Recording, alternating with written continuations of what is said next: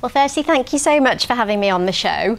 This stems back for me to 2017 when I took part in a documentary and I was taken back to what is now Bangladesh, but pre-1947 was part of India still. It was East Bengal.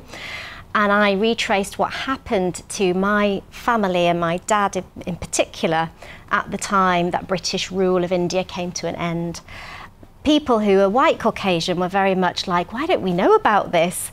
And people from a South Asian heritage were very much like, I wish I'd talked to my grandparents about this, because there had been this wall of silence about that history for a number of years. So I started campaigning around education and commemoration, and then I teamed up with Jasvir Singh, a fantastic chap from down in London, and we came up with the idea of a 1-month celebration. And why is that so important?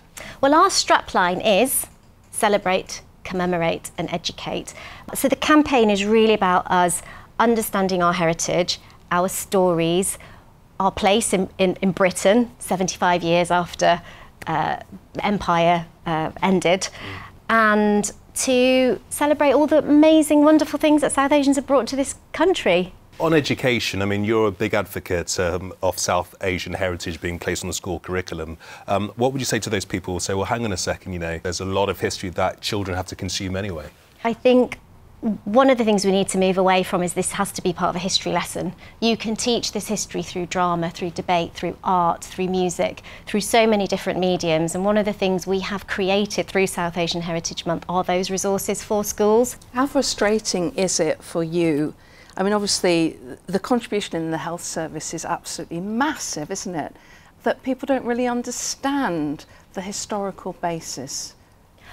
Absolutely. So my own father, having fled the violence of partition, became a refugee, and then somehow through amazing resilience, I don't know how he did it, became a doctor, and was one of the waves of people who were recruited from the Commonwealth to come and work in the UK after the war, when we were short of workforce, and helped build the great institution that is the NHS, and worked for 50 years for the NHS. Got an OBE, ironically, along the way. Wow. We couldn't run the organisation without that contribution. 10 years' time, how should we be celebrating South Asian heritage?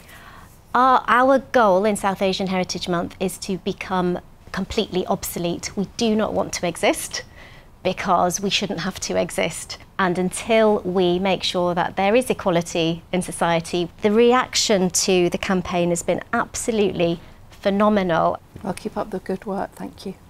Thank you very much.